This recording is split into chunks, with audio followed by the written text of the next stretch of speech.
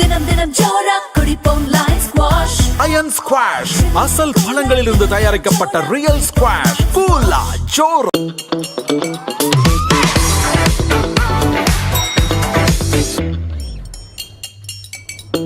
கவலை இல்லாம colour print பண்ணுங்க, அதுவும் மிக குறைஞ்ச விலையில. Epson eco tank printers. இது வெறும் ஃபேபுலஸ் இல்ல, இது டோட்டலி பிரிண்டபிளஸ். நேர்களே வணக்கம், இது சாணக்யா. நீங்கள் பார்த்து கொண்டிருப்பது 7 சென்ஸ். ஒவ்வொரு நாளும் அன்றைய நாளுடைய முக்கியமான விஷயங்களை நாம் அலசி ஆராய்ந்து பின்னணி தகவலுடன் பார்த்து வருகிறோம். அந்த வகையில் பின்னணி என்ன, அடுத்து என்ன அப்படின்னு பல விஷயங்களை இன்றும் பார்க்க இருக்கிறோம். இன்று நம்மோடு நமது ஆசிரியர் மீண்டும் இணைந்திருக்கிறார். வணக்கம் சார். அரசியலில் டமால் டுமிலும் நடக்கும் நினைக்கிறேன். அதுக்கு சர்வதேச அளவில் வரைக்கும் போயிருக்கு. முதல்ல நான் தமிழக அரசியலில் தேசிய பார்வையிலேருந்து பார்க்கணும்னு நினைக்கிறேன். டெல்லியிலிருந்து குஜராத் டு தமிழகம் அப்படின்னு இன்னும் சற்று நேரத்தில் பிரதமர் நரேந்திர மோடி தமிழகம் வர இருக்கிறார். சென்னையில் தரையிறங்க இருக்கிறார். இன்று லோக்பவனில், ராஜ்பவன் என்று முன்பு அறிவிக்கப்பட்ட இன்றைய லோக்பவனில் தங்குகிறார். இரவு ஒரு முக்கிய சந்திப்பு திரு இபிஎஸ் உடன். நாளை காலை பாண்டிச்சேரி செல்கிறார். பாண்டிச்சேரியிலிருந்து தஞ்சாவூர் வழியாக மதுரை வருகிறார். மதுரையில் பார்த்தோன்னா பிரதமர் மோடி முதலில் கவர்மெண்ட் ஃபங்க்ஷன், பல்வேறு திட்டங்களை தொடங்குகிறார். புதிய திட்டங்களுக்கு அடிக்கல் நாட்டுகிறார். அதைத் தொடர்ந்து எல்லோரும் எதிர்பார்க்கக்கூடிய திருப்பரங்குன்றம் விசிட். ஒரு 25 நிமிஷம் அங்கே அந்த கோவிலில் திருப்பரங்குன்றம் மலையிலேயே இருக்கிறார். அதன் பிறகு பிரம்மாண்ட என்டிஏ உடைய பொதுக்கூட்டம், பிரதமர் மோடியுடைய இந்த கூட்டம். வருகிறார் மோடி, எகிரும் எதிர்பார்ப்பு.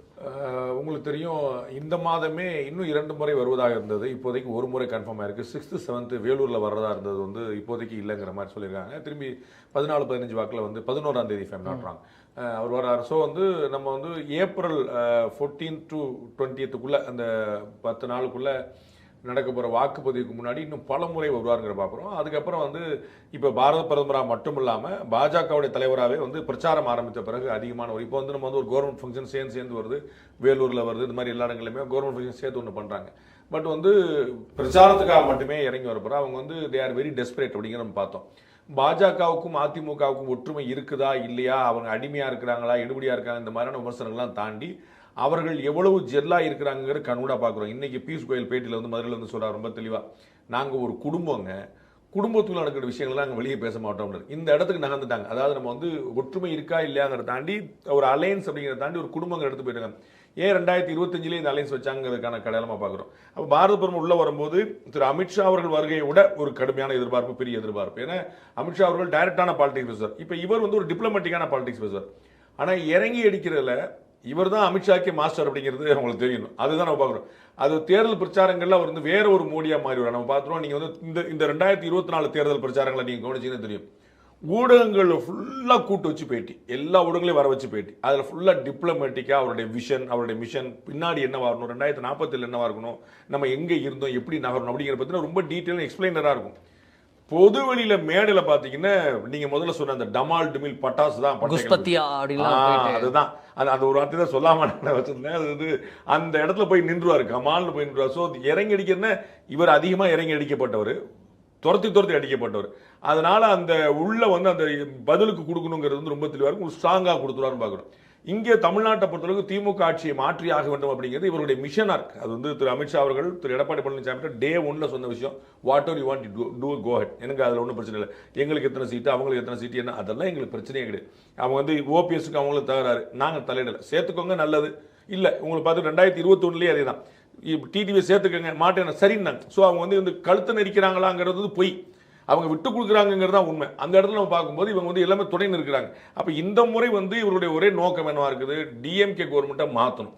அதற்கு வந்து இப்போ நம்ம பார்த்துருப்போம், நம்ம ஏழைகளுக்கான வீடு வசதி திட்டத்தில் வந்து எவ்வளவு வீடு வந்து நம்ம கொடுத்தோம். கிட்டத்தட்ட 300-400 வீடுகளுக்கு வந்து அமையறதுக்கான எந்த ஏற்பாடுமே பண்ணாமல் தமிழக அரசு அப்படியே அந்த அமௌண்ட்டை திருப்பி கொடுத்துச்சு அப்படிங்கிற பார்க்குறோம். செலவழிக்காமல் வச்சிருக்காங்க தமிழக அரசு, ஆர்வம் காட்டலன்னு.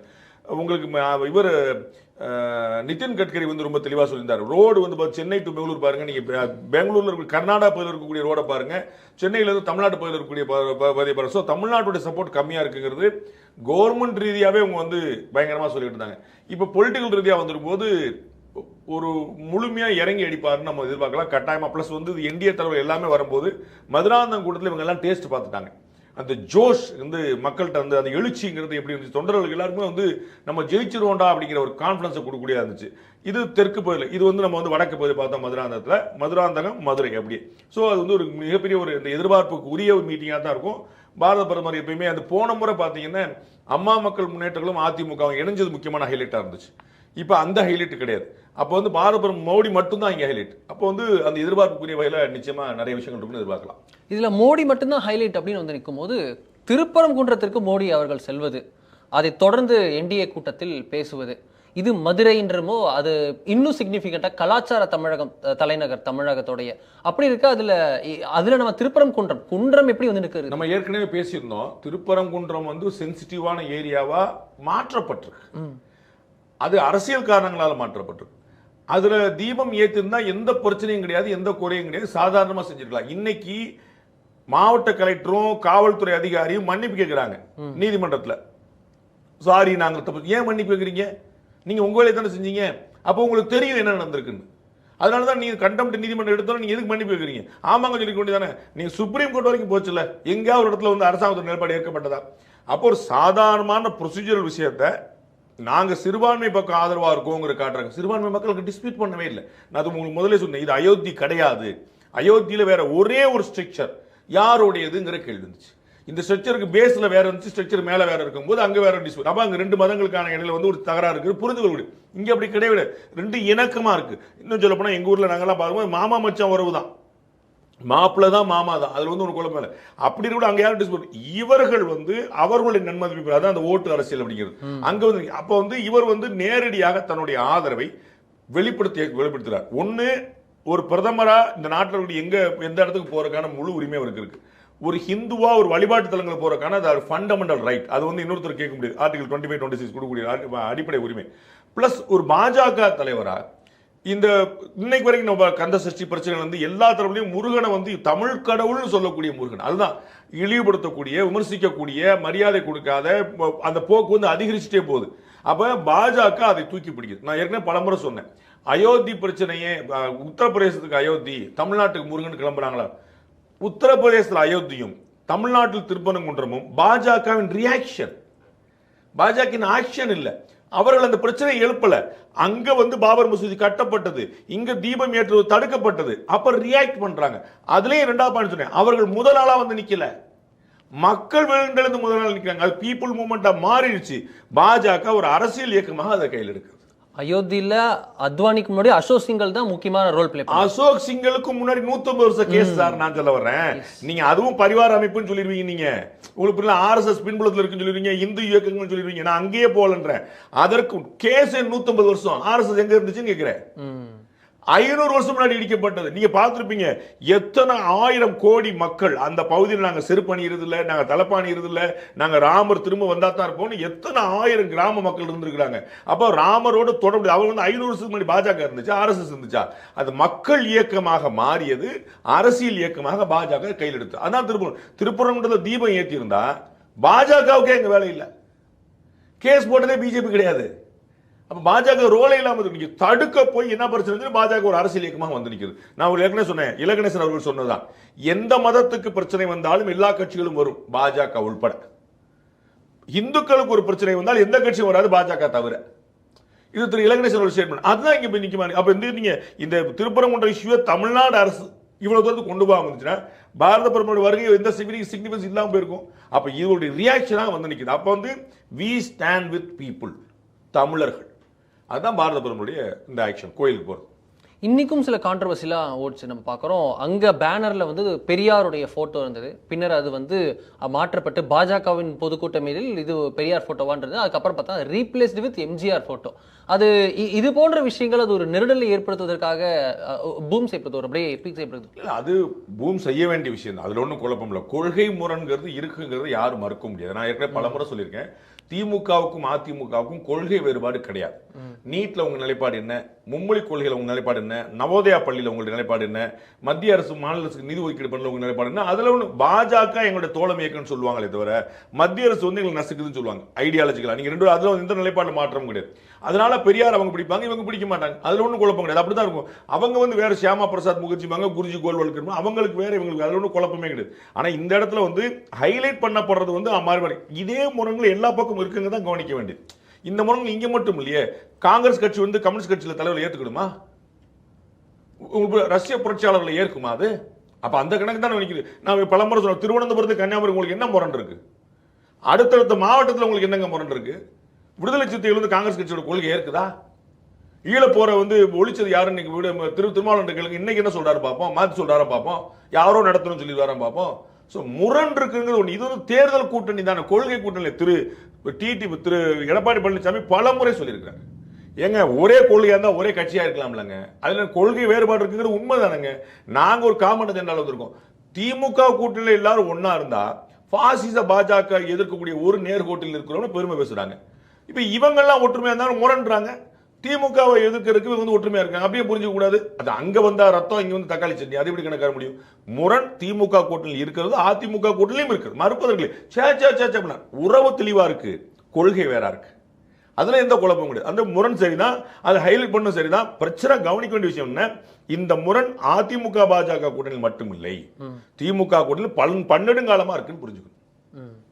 இது ஒரு பக்கம் இருக்க, சீட் ஒதுக்கீடு அண்ணா அறிவாலயம் ரொம்ப பிஸியா இருக்கு. ஒரு பக்கம் விஜய் விமர்சிக்கிறார், வரவங்க எல்லாத்தையும் நிழலுக்கு ஒதுக்கினா கூட கூட்டணியில் சேர்த்துக்கிறார் அப்படின்னு அவர் விமர்சிக்க, இவங்க பார்த்தா வாங்க சீட்டை முடிச்சிடலாம்னு சொல்லிட்டு முதலே கூட்டணி பேரத்தை முடிச்ச முக்கூட்டணி விஷயங்களை முடித்த என்டிஏவுக்கு முந்தி ஏற்கனவே செட்டில்டாக இருக்கு, ஆனா பிரச்சனையில் இருக்குன்றப்போ அதுல ஒரு செக்ஷனையாவது ரெடி பண்ணணும்னு சொல்லிட்டு இன்னைக்கு மட்டும் கிட்டத்தட்ட 4-5 கட்சிகளை அடுத்தடுத்து வர வச்சு அவங்களுக்கான விஷயத்தை கிட்டத்தட்ட உறுதி செய்து விட்டார்கள். ஏறத்தாழ உடன்படிக்கை இன்றே நடக்கும் பெரும் எதிர்பார்ப்பு இருந்து லாஸ்ட் மினிட்ல கைவிடப்பட்டிருக்கிறது. திரு வைகோ அவர்கள் வரைக்கும் வந்துட்டு பேசிட்டு போயிருக்காங்கன்றத பாக்குறோம்.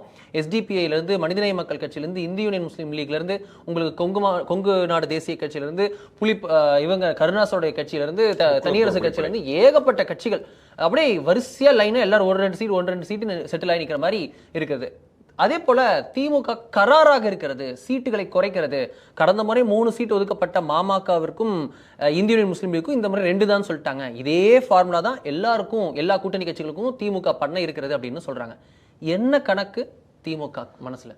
திமுக கூட்டணி வேகமா முடியுது, குடுகுடுன்னு பண்ணிட்டாங்க, எல்லாமே பயங்கரமா பண்ணாங்க ஃபர்ஸ்ட் ஹாஃப்ல சொன்னீங்கல்ல. நீங்க காங்கிரஸ் கட்சியவோ மதிமுகவையோ விடுதலை சிறுத்தைகளையோ 2 கம்யூனிஸ்ட்லோ குறிப்பிட்டீங்களான்னு பார்க்கணும். கூட்டணி முடிகிறது இல்லை உங்களுக்கு, புரியுங்களா? அது அங்கதான் நிக்குது. மனிதநேய மக்கள் கட்சியோ, மனிதநேய ஜனநாயக கட்சியோ, இந்திய யூனியன் முஸ்லீம் லீக்கோ, எஸ்டிபிஐயோ, தனி அரசோ, கருணாசோ, இது இல்ல பிரச்சனை. இவர்கள் எல்லோருக்கும் எத்தனை சீட் கொடுத்தாலும் உதயசூரியன் தான் சின்னம். புரியுங்களா? அப்ப அது உதயசூரியன் அக்கௌண்ட்ல தான் வரப்போகுது. இன்னைக்கு வைகோ மட்டும் வந்துட்டு போனாரு, பேட்டி கொடுத்தப்போ வேற ஏதாவது சொல்லிட்டு போனாரு. சீட்டு பத்தி இந்த விஷயம் நடந்துட்டு இருக்கும்போது சீட்டை பத்தி ஏன் பேசாம போறாரு? ஏன்னா அவருக்கு அடிப்படையில் ஒரு பிரச்சனை இருக்கு. சொந்த சின்னத்தில் நீ போகணும் கிளம்புறாரு. போன முறை அவங்க வந்து உதயசூரிய சின்னத்தில் இருந்தாங்க. அதனால 6க்கு 8 கேட்டு கொடுத்துருப்பாங்க. மதிமுக காரங்க திமுக காரங்க தானப்பா அப்படின்னு கொடுத்துருப்பாங்க. இந்த முறை 6 உறுதியா இல்லையாங்கிறது அடுத்த பிரச்சனை. அதுக்கு முன்னாடி ஒரு பிரச்சனை இருக்குது, உதயசூரிய சின்னத்திலையா தனி சின்னத்திலையா அப்படின்னு. திரு துரை வைகோ, திரு வைகோ 2 பேரும் அறிவிச்சிருக்காங்க, நாங்க வந்து தனி சின்னத்தில் போட்டிடுவோம், எங்க சின்னத்திலாம் போட்டிடுவோம், உதயசூரிய சின்னத்தில் இல்லை அப்படின்னு. அப்ப அங்கேயே முடிவாகல. அப்ப இவர்கள் கராராக இருக்கிறார்கள், குறைக்கிறார்கள், முறைக்கிறார்கள், உடனடியாக முடிக்கிறார்கள். அது எல்லாம் இந்த குட்டி குட்டி கட்சிகளுக்கு. அவர்கள் எல்லாமே திமுக மட்டுமே நம்பி இருக்கிறார்கள். பெரிய பிரச்சனை அதிமுக பாஜக கூட்டணி இருக்கு. எஸ்டிபிஐ வந்து அங்கிருந்து இங்க வந்து பாஜக கூட்டணி சேர்ந்தனால இன்னைக்கு தேதிக்கு அதிமுக பாஜக கூட்டணி இல்லாம இருந்தா இதே திரு ஜவாஹிருல்லா, இதே திரு தமிழ் மன்சார் உட்பட பலர் அங்க போயிருப்பாங்க. எஸ்டிபிஐ போயிருச்சு, நம்மளும் அங்க போயிருப்பாங்க. அப்ப இவங்களுக்கு வந்து இங்க கொள்கை இல்ல முரண், பாஜகவோடு சேர்ந்திருக்காங்கிறது மட்டும்தான் முரண், அவங்களுடைய கூட்டணி மட்டும்தான் முரண். அதனால இவங்களுக்கு வந்து வேற வழி இல்லை. அண்ட் இவங்க எல்லாருக்கும் தெரியும், தாவேகா கூட போனா சீட்டு கன்வர்ஷன் கிடையாது. ஒரு எம்எல்ஏ சீட் வாங்கினீங்களா ஒருத்தர் ஜெயிச்சல் வாய்ப்பு இருக்கு. அங்க போய் நீங்க 4 எம்எல்ஏ சீட் வாங்கிக்கங்க, ஜெயிக்கிறதுக்கு எந்த ஸ்பேஸும் கிடையாது. அப்ப வந்து அப்ப கொடுக்கிற வாங்கிட்டு இருப்பவங்க எடுத்துங்க. சோ இங்க கராரா இருக்கு. ஒரு புத்திசாலித்தனமான மூவ். ஆர்டிகல் 370 அப்ளிகேஷனை முதல்ல ராஜ்யசபால கொண்டு வராங்க. ராஜ்யசபால முடிச்சோன்னே இதை காட்டி லோக்சபா, ராஜ்யசபாலே முடிச்சிட்டாங்களா, அப்ப லோக்சபா ஒரு மேட்ரே கிடையாது. அப்ப இங்க வந்து குட்டி குட்டி கட்சி எல்லாம் முடிச்சுட்டே வர இங்க காட்டுறது பாருங்க, நாங்க 3 கொடுத்தோம் 2. அப்ப உங்களுக்கு வந்து போன முறை கொடுத்ததை கொடுக்குறேன்னு சொல்றதே பெரிய விஷயம். உங்களுக்கு இவங்க என்ன கேட்க போறாங்க, எங்களுக்கு அதிகம் கேட்க போறாங்க. 2 கம்யூனிஸ்ட் கட்சி சொல்லிட்டாங்க, மாற்றி எல்லாருமே சொல்லிட்டாங்க கூடுதல் சீட்டு கேட்போம்னு சொல்லிட்டாங்க. முதல் சுற்று பேச்சு எல்லாமே சொல்லிட்டாங்க. அப்போ என்ன இங்கே டீலு பாருங்க, 3 கொடுத்தோம்னா 2 கொடுத்தவங்க பூரா 1 எல்லாமே எங்க சொந்த சின்னம். இப்போ பேசுங்க, உங்களுக்கு எதோ பேசணும்னு சொன்னீங்களே பேசுங்க அப்படிங்கிறது. அப்போ நமக்கு வந்து பழசு கொடுத்தாலே பெரிய விஷயம் அப்படிங்கிறது. 6 கிடையாதுங்க 4. நீங்கள் வந்து 6 கொடுத்தோம், 2 தானே வென்றீங்க, அப்போ உங்களுக்கு 4 கொடுத்துறோம். நீங்க வென்றதை விட டபுள் மடங்கு கொடுத்துரும் அப்படின்னு சொல்லி சொன்னா எப்படி மறுப்பீங்க? லாஜிக் இருக்குதா இல்லையா? உங்களுடைய ஸ்ட்ரைக் ரேட் வந்து 33% கூட கிடையாது. அப்போ நான் உங்களை எப்படி கொடுப்போம்? அப்போ வந்து இந்த கட்சிகளை பூரா முடிச்சு டைட் பண்றது மூலமா அங்கே உங்களுக்கு நினைவு இருக்கும், காங்கிரஸ் கட்சி 25 சீட்டு சம்மதிச்சதை எப்படி நினைக்கிறீங்க? இவங்களை பூரா 6-6 முடிக்கும் போது தான் எல்லாரையும் 6-6-6 முடிச்சோடனே காங்கிரஸ் கட்சி நமக்கு நல்ல வேலை 8 சொல்லாம போனாங்களே அப்படின்னு 25 பெரிய மனசு அப்படின்னு நீங்க பஞ்சபாண்டவரா பஞ்சபாண்டவரா வந்தீங்கன்னா 5 அவங்களுக்கு 6 கொடுத்தாங்க, உங்களுக்கு வந்து 10 கொடுக்குறாங்க அப்படின்னு சொல்லி என்ன இருக்கும், 25 கொடுத்தாங்க பெரிய மனசு போயிருவாங்க. அப்போ வந்து இவர்களை இந்த பக்கம் நெருக்குவது மூலமாக, சின்ன கட்சியில் நெருக்குவது மூலமாக இந்த கூடுதலான சீட்டு கேட்க விரும்புகிற கட்சிகளுக்கு ஒரு மெசேஜ், அவ்வளவுதான். கரார் வந்து இங்க எனக்கு தெரிஞ்சு அதே கராரை நான் ஏற்கனவே குறிப்பிட்டு இந்த கட்சிகள்லாம் காட்டுவாங்க. அது எப்படி முடியுதுங்கிறது நம்ம பார்க்கணும். அது ஃபேட்ல இருக்கு, அது விதியில் இருக்கு. அப்கோர்ஸ் நம்ம பல முறை சொன்ன போல திரு ஸ்டாலின் அவர்கள் கம்பேரிட்டிவ்லி ரொம்ப டிப்ளமேட்டிக்கா பேசி அவர்கிட்ட வந்து முன்னாடி ஒன்று சொன்னா எதிரில் இருக்கக்கூடிய ஆட்கள் மறுக்க முடியாத ஒரு தன்மை அவர்கிட்ட இருக்கு. அது நான் எப்படி அண்ணன்ட்ட நான் மறுக்கிறது அப்படின்னு அதை ஏதோ ஒரு விதமாக லாபகமாக அதை கையாண்டு வர்றார். ஸோ ஃபைனலாக எப்படி முடியுதுங்கிறத பார்க்கணும். திமுக எப்படி கராராக இருக்குன்னு நினைக்கிறதோ அதற்கு இணையான கராராக பழைய மக்கள் நல கூட்டணியும் காங்கிரஸும் இருக்குது. பழைய மக்கள் நல கூட்டணி காங்கிரஸ் அவங்க ஒரு குரூப்பா செயல்படுவாங்க. காங்கிரஸ் அந்த குரூப்ல இல்ல, பழைய மக்கள் நல கூட்டணி இந்த குரூப்பா இருக்கு. மதிமுகவும் 2 கம்யூனிஸ்ட் கட்சியிலும் விடுதலை சிறுத்தையும் 4 கட்சியிலும் உள்ளுக்குள்ள ஒரு கூட்டணியா தான் இருக்கிறாங்க. நம்ம இப்படி என்டிஏல வந்து திரு டிடிவி சொன்னது போல ஒரு பழைய என்டிஏ பிளஸ் ஏடிஎம்கே அப்படின்னு ஒன்று இருக்குல்ல. இப்போ ஏடிஎம்கே வந்து என்டிஏக்குள்ள வருது, ஆனால் அதுக்கு முன்னாடி அங்க ஒரு என்டிஏ வந்து எக்ஸிஸ்டிங் இருந்துச்சு 2024 எலெக்ஷன்ல பார்த்தோம். அது மாதிரி இவங்க பழைய எம்என்கே வந்து இருக்குது, அந்த மக்கள் நல கூட்டணிக்குள்ள டிஎம்கே வந்து உள்ள சேர்ந்து டிஎம்கே உள்ள மக்கள் நல கூட்டணி போகுது. ஸோ இவங்க 4 பேரும் ஒற்றுமையா இருக்காங்க. இவர்களுக்கு நோக்கம் பொதுவாக இருக்கிறது, நிலைமை ஒன்றாக இருக்கிறது, யார்கிட்ட பேசணுங்கிறதும் ஒன்றா இருக்கு. ஸோ வந்து 3 ஒரே டார்கெட், 4 பேருமே ஒரே டார்கெட்ல இருக்கிறாங்க. 7 தலைமுறைகள் பாரம்பரியமிக்க ஒரே சித்த மருத்துவ ஸ்தாபனம் சேலம் சிவராஜ் சித்த வைத்தியசாலை. இப்பொழுது சேலம், ஈரோடு, சென்னை, ஹொசூர், திருப்பத்தூரில் தினசரி மருத்துவரை சந்திக்கலாம். தொடர்புக்கு 9842722500. ஒரு பக்கம் அரசியல் குண்டுகள் இப்படி போயிட்டு இருக்க, திடீர்னு பார்க்குறோம் நண்பகல்ல நம்ம பார்க்குறோம் இஸ்ரேல் வந்து திடீர் தாக்குதலாக ப்ரீ எம்ப்டிவ் ஸ்ட்ரைக்ஸ் ஆன் ஈரான் மீது தாக்குதல். நியூக்ளியர் விஷயத்தில் அமெரிக்காவிற்கும் ஈரானுக்கும் ஜெனீவால பேச்சுவார்த்தை தொடர்ந்து முட்டுக்கட்டை போட்டு ஒரு உடன்படிக்கை இல்லாமல் போய்கொண்ட நிலையில் தொடர்ந்து அமெரிக்காவுடைய ஜெரால்டு ஃபோர்டு போன்ற ஒரு மிகப்பெரும் ஏர்கிராஃப்ட் கேரியர் உட்பட பெரும் போர்க்கப்பல்கள், விமானங்கள் எல்லாம் யூரோப்ல இருந்து உக்ரைன் போருக்கு மத்தியில் கொண்டு வந்து சுற்றி கல்ஃப் கண்ட்ரீஸ்ல நிப்பாட்டி வச்சிருந்தாங்க. இப்போ பார்த்தோம்னா அந்த பேச்சுவார்த்தையை மிரட்டுறதுக்கான ஒரு கிமிக் அப்படின்னு பார்க்கப்பட்ட போது பிரதமர் மோடி அவர்கள் திரும்பி ரிட்டர்ன் வராரு. இந்த இடத்துல விஷயங்கள் நடக்கிறது. எல்லாருடைய ஃபோக்கஸும் இஸ்ரேல் மீது இருக்க இப்போ இஸ்ரேல் ஈரான் மாறி இருக்கிறது. ஈரான் மீது தாக்குதல், பதிலுக்கு ஈரான் கல்ஃப் கண்ட்ரீஸ் எல்லோரும் மீதும் தாக்குதல் அப்படின்னு உச்சக்கட்ட பதற்றத்தில் இருக்கிறது கல்ஃப். பிரதமர் மோடியோட வருகையை நம்ம செகண்ட் ஹாஃப்ல வச்சுக்கணும். முதல்ல பார்த்தீங்கன்னா இதில் இஸ்ரேலுக்கும் அமெரிக்காவுக்கும் நிறைய பொது நோக்கங்கள் இருக்கு, காமன் அஜெண்டா 2 பேருக்குமே நிறைய இருக்கு. அதுல வந்து சில சுயநல நோக்கங்களும் இருக்குது. அதில் இஸ்ரேலுக்கு வந்து சர்வைவலே ஒரு சேலஞ்ச். ஏன்னா அவங்க நடுவில் வந்து ஒரு நெருப்புக்கு மத்தியில் கற்பூரம் மாதிரி நிற்கிறாங்க. வந்து ஸோ எந்த பக்கம்னாலும் பற்றிக்கிடும் அப்படிங்கிற மாதிரி, கொஞ்சம் முன்ன பின்னா இருந்தாலும் பற்றிக்கிடும் மாதிரி கரெக்டாக அந்த இடத்துல நிற்கிறாங்க. இரும்பு காந்த மாதிரி சுற்றி எங்கே போனாலும் பிடிச்சிக்கணும் அப்படிங்கிற மாதிரி நிற்கிறாங்க. அமெரிக்காவுக்கு ஒரு நோக்கம் இருக்குது, என்னென்னா இந்த குடைச்சல் கொடுத்துட்டே இருக்கக்கூடிய சில நாடுகள் இருக்கு. வெனிசுலா மாதிரி, கியூபா மாதிரி, ஈரான் மாதிரி, நார்த் கொரியா மாதிரி, இது மாதிரி சில விஷயங்கள் இருக்கு. அவர் ஃபர்ஸ்ட் டேர்ம்லையும் ஒரு அட்டெம்ப்ட் பண்ணி பார்த்தாரு. இப்பயுமே ஆரம்பத்தில் ஒரு டைம் பேச்சுவார்த்தை மூலமா ட்ரை பண்ணி பார்ப்போம். வடகொரியாவில் உங்களுக்கு கிம் ஜாங் உன்னெல்லாம் பேச்சுவார்த்தை நடத்தலாம் கொஞ்சம் ட்ரை பண்ணி பார்த்தாரு. ஸோ அந்த மாதிரி ஒன்று சாம்பதான இப்போ இந்த முறை வந்து நோபல் பரிசுக்காக கொஞ்சம் நிறையலாம் ட்ரை பண்ணி பார்த்தார். நோபல் இல்லைன்னு காண்டாயிட்டார். அப்போ ஆனதாகி போச்சுடான்னு வெனிசுலாவில் தூக்கி போயிட்டாரு. இப்போ வந்து நம்ம சண்டை கேரக்டர் பார்க்குறோம். ரொம்ப ரீசெண்டாக இப்போ என்ன ஆகி போச்சு, சுப்ரீம் கோர்ட்டுடைய ஆர்டர், அந்த நாட்டுடைய உச்ச நீதிமன்றத்துடைய ஆர்டர் வந்து இவருடைய இந்த டாக்ஸ் டெரரிசம்னு எல்லாம் விமர்சனம் பண்ணாங்களே, அதில் வந்து ஒரு பெரிய சிக்கலாகி அதெல்லாம் கிடையாதுன்னொடனே அமெரிக்காவுக்குள்ள பாப்புலாரிட்டி வந்து கொஞ்சம் மைனஸ் ஆச்சு. எப்பயுமே நீங்கள் கேட்குறதுக்கு ரொம்ப குரூயலாக இருக்கும், ஆனால் எப்பயுமே வந்து ஒரு போர் பல மைனஸ் பாயிண்ட்களை ப்ளஸ் பாயிண்டாக மாற்றிடும். ஒரு சண்டைன்னு வந்துருச்சுன்னா பாகிஸ்தான் எக்ஸிஸ்ட் ஆகிறதே அதை வச்சு தான். நம்ம வந்து இந்தியாவுக்கு எதிராக போர் சொல்லி அவங்க நாட்டுக்குள்ள என்னமோ ஒண்ணுமே பண்றது கிடையாது. ஆனா இந்தியாவை ஒழிப்போம் அப்படி கிளம்பினா எல்லாரும் வந்து பட்னியோட கிளம்பிட்டு ஆமா வாங்க பாவம் ஏப்பா நான் பட்னி கிடக்கிறப்ப முதல்ல நம்ம சாப்பிட்டு உட்காந்துருக்காப்பா அப்படிங்கிற பேசனே கிடையாது. அப்படின்னா அது புத்தியை வந்து மாத்திடும்.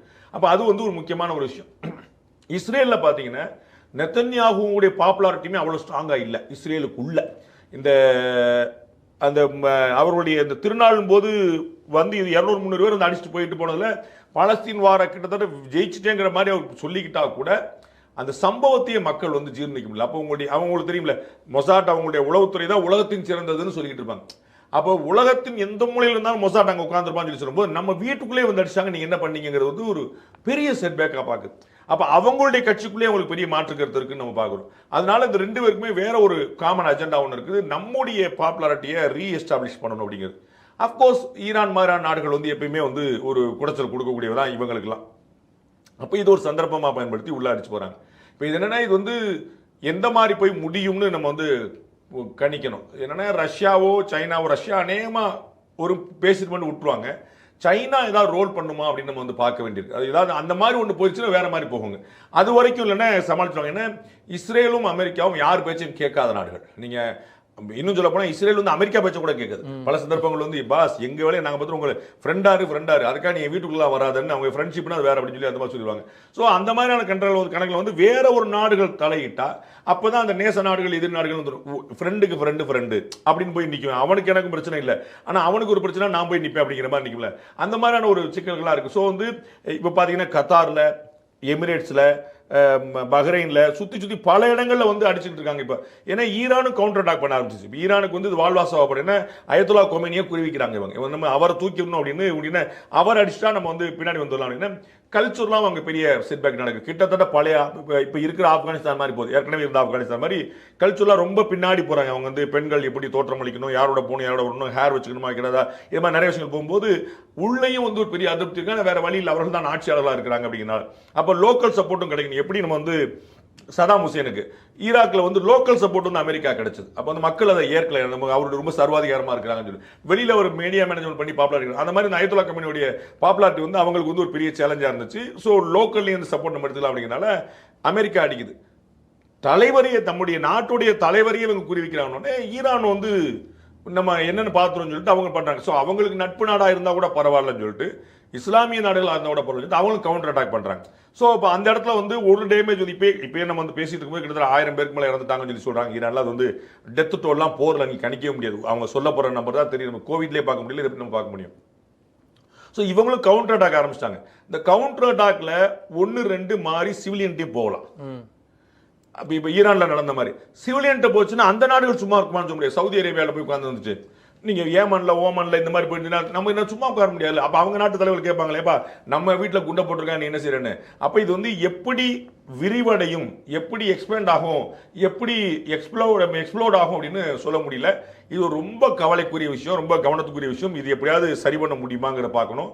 எப்படியாவது தண்ணி ஊற்றி அணைக்கிற முயற்சி பண்ணாங்கன்னா உலகத்துக்கு நல்லது. ஒரு பக்கம் உலகத்துக்கு நல்லதுன்றப்போ இந்தியாவுக்கு என்ன அப்படின்னு வரும்போது தான் காங்கிரஸ் உள்ள என்ட்ரி கொடுக்குது. அப்பதான் நமக்கு வந்து பக்கம் இந்தியாவுக்கு ஒண்ணுனா காங்கிரஸ் என்ட்ரி கொடுத்துரும் சார். ஆமா, அதான் இந்தியாவுக்கு ஒண்ணு என்னவா என்ட்ரி கொடுக்குறாங்கன்றதான் கேள்வி ஆகுது. ஏன் அப்படின்னா இன்னைக்கு ஈரான் இஸ்ரேல் நடக்கும்போது அங்க இருக்கிறவங்களை பத்திரமா மீட்டு கொண்டு வரணும் அப்படின்ற மாதிரி இந்தியா ஃபர்ஸ்ட் அப்படின்னு பார்க்கணும். அப்படின்ற போது காங்கிரஸ் வந்து டிஃப்ரெண்டான ஸ்டாண்ட் எடுத்து ரொம்ப கான்ஸ்பிரசி தியரிஸ்குள்ளலாம் போறாங்க. இன்னைக்கு திரு ஜெயராம் ரமேஷ் பவன் கேரா ட்வீட்ஸை பார்த்தாலே இப்படிலாம் ஒரு சூப்பரா இருக்கு, இப்போ படம் எடுக்கலாம் போலே அப்படின்ற மாதிரி வந்து நிற்கிறது. திரு மோடி அவர்களுடைய ரோலே வந்து அவங்க கொஸ்டின் பண்றாங்க. மோடி அவருடைய நண்பர்கள் அவர்கள் வந்து இந்த சண்டையை இது பண்றாங்க. இட்ஸ் அன் அசால்ட் அப்படின்னு அவங்க பயன்படுத்துறாங்க. ஈரான் மீதான அவர்களுடைய தாக்குதலை அசால்ட் அப்படின்னு பயன்படுத்துறாங்க. ஓகே, அது அப்படின்னு பார்த்தோம்னா அடுத்த லைன்ல வந்து சொல்றாங்க மோடி அவர்களுடைய இந்த பயணம் அது முடிஞ்சு நடந்த உடனே இது நடக்குது, இது எப்படி, இது என்னன்னு புரிஞ்சுக்கிறது. மோடி அவர்களுடைய நண்பர்கள் இந்தியாவுடைய மிக பெரும் பழமையான நண்பரை வந்து இப்படி டார்கெட் பண்றாங்க அப்படின்னு குட் ஃப்ரெண்ட்னு ஹைலைட் பண்ணி சொல்றாங்க. மோடி அவர்களின் பயணம்ன்றது ஒரு 48 மணி நேரம் முன்னாடி வரைக்கும் அவர் அங்கதான் இருந்தார்ன்றத பாக்குறோம். அங்க திரு நேதன்யாஹூ அவர் கடைசியா கட்டிப்பிடிச்சு அங்க அனுப்புறது கூட அந்த வீடியோ வைரல் ஆயிட்டு இருக்கு. பல கான்ஸ்பிரசி தியரிஸ்க்கு போகுது. கூட காங்கிரஸ் வந்து அதை டைரக்டா சொல்லாம ஒரு மாதிரியா சொல்றாங்க. எப்படி புரிஞ்சுக்கிறது? ரொம்ப லென்த்தியான கொஸ்டின். நானும் அது எவ்வளோ பிரீஃபாக நான் சொல்ல முடியுமா நான் ட்ரை பண்ணுறேன். ஒன்று 2-3 ஆஸ்பெக்ட்ஸ் இதில் நம்ம வந்து பார்க்க வேண்டியது. ஒன்று ரஷ்யா உக்ரைன் போர். உக்ரைன் நமக்கு வந்து எப்பயுமே நல்ல நண்பனாக இருந்ததில்லை. Russia always a good friend, ரொம்ப டைம் டெஸ்டட். ஆனால் ரஷ்யா தான் உக்ரைன் மேலே சண்டைக்கு போகுது. அப்போ நம்ம வந்து ரஷ்யா தான் சண்டைக்கு போச்சு, அப்போ நான் நியாயமாக நடந்துக்கிறேங்கிற பேர் ரஷ்யாவை கண்டிக்க முடியாது. அந்த பிரச்சனையில் உக்ரைனுக்கு மேலே ஒன்றும் தப்பு இல்லை அப்படிங்கிறனால உக்ரைன் சப்போர்ட் பண்ண முடியாது. ஏன்னா உக்ரைன் நமக்கு எப்பயுமே எதிராக இருக்கு. அப்போ நம்ம வந்து ஒரு நியூட்ரல் ஸ்டாண்ட் எடுக்கிறோம். நம்ம இது வந்து போருக்கான காலம் இல்லை அப்படின்னு நம்ம ஒரு பிலாசபி சொல்லிட்டு நம்ம நின்றுறோம். அதனால நமக்கு என்ன கெயின் கிடைச்சது? ரஷ்யாட்ட வந்து நமக்கு கச்சா எண்ணெய் கிடைச்சது, அடிமாட்டு விலை கிடைச்சது. அப்போ உலக அளவில் கச்சா எண்ணெய்க்கான தட்டுப்பாடே இருக்கும்போது நமக்கு ரேட் டிஃபரன்ஸ் கூட இல்லாமல் நம்ம வந்து மெயின்டைன் பண்ண முடிஞ்சது. இன்னைக்கு அமெரிக்கா ரஷ்யாவோட எண்ணெய் வாங்குற குறைப்பியா அப்படின்னு கேட்டு தான் நம்ம பேச வரோம். அப்போ நம்ம நீ கதை அடைச்சு அடைச்சிட்டு போப்பா, எங்களுக்கு 100 வழி இருக்குண்டா. அப்போ பகைமை பாராட்டாமல் நட்பு பாராட்டோட கெயினை வந்து இந்தியா தன்னுடைய டிப்ளமசியில் அனுபவிச்சது. இருநாட்டு கொள்கை பாலஸ்தீன் இஸ்ரேல் பிரச்சனையில நம்ம எப்பயுமே வச்சிருக்கிறோம். இந்தியாவுடைய பாலிசி வந்து எப்பயுமே இருநாட்டு கொள்கை தான். பாலஸ்தீனத்தையும் ஏற்கிறோம், இஸ்ரேலையும் ஏற்கிறோம். நம்ம வந்து ரெண்டு பேருமே உங்களை பார்த்துருப்பீங்க. இப்போ இந்த சமீபத்தில் அந்த இஸ்ரேல் பாலஸ்தீன் போர் நடந்தபோது ரம்ஜான் பீரியட்ல பாரத பிரதமர் கேட்டுக்கொண்டதுக்கு இணங்க 2 நாள் போர் நிறுத்தமே, முதல் போர் நிறுத்தம் நம்மளால தான் நடந்துச்சு. அதுக்கு பிறகு அமெரிக்க எதிர்ப்பு கேட்டுக்கொண்டு சில நாள் நிறுத்தினாங்கிற வேற பேச்சுவார்த்தைக்காக அவருடைய ஆட்கள் பரிமாற்ற பிணைக்கைதிகள் பரிமாற்றது நம்ம தான் முதல்ல அந்த போர் உக்கிரத்தில் இருந்த போதே ரம்ஜான் நோம்புக்கு டைம் பாஸ் கொடுப்போம் அப்படின்னு சொல்லிட்டு நான் வந்து இடையில உள்ள போய் கொடுத்துட்டு அவங்க ஆட்கள்லாம் போட்டு இஸ்ரேல் வழியாக நம்ம போய் நம்முடைய நிவாரண உதவிகளை நம்ம அங்கே பாலஸ்தீன மக்கள் கொடுத்தோம். அப்போ நட்பு பாராட்டுறதுல நம்ம வந்து இஸ்லாமியர்கள் மற்றவர்கள் பார்த்தது இல்லை. நம்முடைய நட்பு நாடு தான் எப்பயுமே. யாசர் அரஃபாத் காலத்துல இருந்து பாலஸ்தீன் எப்பயுமே நம்மகிட்ட நல்ல நட்புல இருக்கு. ஏரியல் ஷரோன் காலத்துக்கு முன்னாடி இருந்தே இஸ்ரேல் நம்மகிட்ட நட்புல இருக்கு. அது நம்ம எம்பி குழப்பமே இல்லை. ஏன்னா இஸ்ரேலை வந்து காங்கிரஸ் ஆட்சியாளர்கள் புறக்கணிச்சிருந்தாங்க. இருநாட்டு கொள்கை ஏற்கிறோம் சொன்னாலும் புறக்கணிச்சிருந்தாங்க. நம்ம அவங்கள்ட்ட நட்பு பாராட்டும், சைனாட்டையும் நட்பு பாராட்டுறோம், அமெரிக்கா நட்பு பாராட்டுறோம். அதுதான் நம்முடைய வேலை. நமக்கு வேலையாகணும், அவ்வளவுதான். நம்ம போய் சண்டை போறதுக்கு நமக்கு என்ன இருக்கு? நம்ம உலக நாடுகள் இருக்கா, உன்னால எனக்கு என்ன ஆதாயம் பார்ப்போம் அப்படி போயிடும். அப்ப இது நினைக்கிறாங்க. மோடி வந்து போனாரு, மறுநாள் காலைல சண்டை நடக்குது அப்படின்னா மோடி கிட்ட பாரத பிரதமர்கிட்ட இவங்க டிஸ்கஸ் பண்ணியிருக்கக்கூடிய வாய்ப்பு இருக்கு. அதை வந்து பெஞ்சமின் நெத்தன்யாஹூ பண்ணிருக்கக்கூடிய வாய்ப்பு இருக்கு, மறுக்கிறது. ஆனா இவர் போய் குண்டு போடுன்னு சொல்லியிருப்பாரு. நம்ம வந்து அது கற்பனையில் கூட எட்டாத விஷயம். சைனா கம்யூனிஸ்ட் பார்ட்டி கூட இந்தியன் நேஷனல் காங்கிரஸ் பார்ட்டி கையெழுத்து போட்டு அக்ரிமெண்ட் போடுது. அது தேசப்பற்றுமிக்க சம்பவம் போல. ஏதாவது ஓரலா சொல்லியிருந்தா கூட நம்ம கையெழுத்து போட்டு பேசுறாங்க 2 பேரும். அது வந்து என்ன மாதிரி சம்பவம் தெரியல. ஆனா இவர் போயிட்டு வந்துட்டாரு, இப்ப என்ன கணக்கு அப்படின்னு சொல்லி சொன்னா என்ன கணக்கு? அவரவர் செய்யறதுக்கு நம்ம எப்படி பொறுக்க முடியும்? நம்ம பல சந்தர்ப்பங்கள்ல இஸ்ரேலுக்கு ஆதரவாக ஐநா நாள் வாக்களிக்காம இருந்திருக்கிறோம். பல சந்தர்ப்பங்கள்ல வெளியேறப்பு செஞ்சு வந்திருக்கோம். 90-100 நாடு ஆதரிக்கும், 5-10 நாடு எதிர்க்கும். நாம எப்பயுமே வாக்களிக்காம தான் இருந்திருக்கோம். இஸ்ரேலுக்கு ஆதரவாக ரொம்ப குணமா இருந்திருக்கோம். பாலஸ்தீனத்துக்கு ஆதரவாக சில தீர்மானம் கொண்டு அதை நம்ம சப்போர்ட் பண்ணிருக்கோம். அதுல ஏதாவது இஸ்ரேலுக்கு எதிராக நம்ம சப்போர்ட் பண்ணாம இருந்திருக்கோம். அப்ப நம்ம வந்து இந்த டிப்ளமசி வந்து பியூட்டிஃபுல்லா பண்ணிட்டு இருக்கோம். உங்க 2 பேரும் சொன்ன நான் ஏன் தலையிடணும்? நீங்க அடிச்சுக்க, நீங்க 2 பேரும் நண்பர்கள், எனக்கு அதில் குழப்பம் இல்லை. உங்களோட சண்டை இருந்துட்டு போட்டோம். அப்ப இந்த பிரச்சனை அமெரிக்காவும் சரி இஸ்ரேலும் சரி அவர்களுடைய காரணங்களுக்காக சண்டை போடுறாங்க. அதுல நாம எனக்கு ஒரு காரணம் தெரியும், என்ன ஏன் பச்சுக்கணும்? வடகொரியாவுக்கு ஒரு பிரச்சனை வந்தா சைனா உள்ள என்ட்ரியாரு, அது அவங்களுடைய இஷ்யூ. நான் ஏன் சண்டை போகணும்? அப்ப நான் ஏன் வந்து ஒருத்தரை பகச்சுக்கணும்? அதுல ரொம்ப தெளிவா இருக்கும். ஸோ இந்தியன் கவர்மெண்டோடைய எக்ஸ்டர்னல் அஃபேர்ஸ் டிபார்ட்மெண்டோடைய டிப்ளமசி வந்து பியூட்டிஃபுல்லா இருக்கு. அதை உலக நாடுகள் வியக்குது. இப்ப வந்து இந்த பிரெஞ்சு பிரசிடென்ட் வந்து நம்முடைய ஏஐ சமிட்ல அவ்வளவு ஆச்சரியமா சொல்றாரு, உலகத்தை வழிநடத்துகிறது இந்தியா, உலகத்தின் நண்பனா இருக்கு நம்ம சொல்லிட்டு இருக்கோம். உலகத்தின் விஸ்வ குரு அப்படின்னு அவர் சொல்றாரு, உலகத்தின் வழிகாட்டியாக இருக்குது இந்தியா. அப்படி நம்ம போயிட்டு அப்படின்னா எப்படி நடந்துக்கணும்? ஒரு நாடும் ஒரு நாட்டு தலைமை எப்படி நடந்துக்கணும்? இதை நம்ம பலமுறை காட்டிட்டு இருக்கோம். அப்ப இவர்கள் வெறுமனே எல்லாத்தையும் மதமா பார்த்து, எல்லாத்தையும் ஓட்டா பார்த்து, வெளியுறவு கொள்கையில கூட அரசியல் பண்ணி நம்ம பார்த்தோம். இப்ப அதே ஏஐ சமிட்ல சட்டம் இல்லாம போயிட்டு நின்று ஆர்ப்பாட்டம், உங்களுக்கு ஆர்ப்பாட்டம் பண்றதுக்கு 1000 சந்தர்ப்பங்கள் இருக்கு, 1000 இடங்கள் இருக்கு. பாரத பிரதமர் அலுவலகத்தை முற்றிடுங்க, பாரத பிரதமர் வீட்டை முற்றிடுங்க, பாராளுமன்றத்தை முற்றிடுங்க, ஜனாதிபதி மாளிகை, நீங்க எல்லாம் செய்யுங்க. அது நமக்குள்ள நம்ம. ஆனா பாராளுமன்ற வளாகத்துக்கு உள்ள பார்லிமெண்ட் நடக்கும்போது என்ன செய்யணும்? ஒரு கணக்கு இருக்கு. பார்லிமெண்ட் வந்து பாகிஸ்தான் பயங்கரவாத அட்டாக் பண்ணும்போது ஒரு பில்டிங் தானே நம்ம நினைக்கலையே, இந்திய இறையாண்மைக்கு விடப்பட்ட சவால் தான் நினைச்சோம். அப்ப நீங்க வந்து வெளிநாட்டு தலைவர்கள் 15-18 பேர் உட்கார்ந்துக்கூடிய மண்டபத்தில் நீங்க வாசல் உட்கார்ந்து அரை நிர்வாண போராடுறது என்ன அர்த்தம்? அப்ப உங்க நோக்கம் என்னவா இருக்குது? அப்ப காங்கிரஸ் கட்சி இனிமேல் நமக்கு வெள்ள வாய்ப்பு இல்லைன்னு நினைச்சிருச்சு. நான் நினைக்கிறேன் 10-20 வருஷத்துக்கு வெள்ள வாய்ப்பு இல்லைன்னு. அவர்களுக்கு இனிமே வாய்ப்பு நினைச்சிட்டாங்க போல. அப்ப டெஸ்பரேஷன் ஒன்று சொல்ல முடியாது, என்ன செஞ்சாலும் பண்ணிடணும் அப்படின்னு. அந்த இடத்துக்கு நாங்கள் தான் நினைக்கிறோம். இதுல அரசியல் தவிர வேறு இல்லை. இதில் அரசியல் செய்வது நியாயமே இல்லை. ஓட்டு தாண்டி ஓட்டு அரசியல் இருந்து அவங்க என்ஜிஓ அரசியலுக்கு போனாங்கன்ற கோட் வந்து இந்த இடத்துல வந்து நிற்குதோன்ற மாதிரி இருக்கு. இது போல மாநிலம் தொடங்கி தேசம் இருந்து சர்வதேசம் வரை பல விஷயங்கள் நடந்து கொண்டே இருக்கிறது. அங்க ஈரான்ல ஒரிஜினல் பாலிஸ்டிக் குண்டுகள் விட இங்க அரசியல் குண்டுகளும் எடுத்து கொண்டே இருக்கிறது. எல்லாத்தையும் தொடர்ந்து சாணக்கியால பாருங்க. மீண்டும் இன்னொரு நிகழ்ச்சியில பார்ப்போம். அதுவரை நன்றி, வணக்கம்.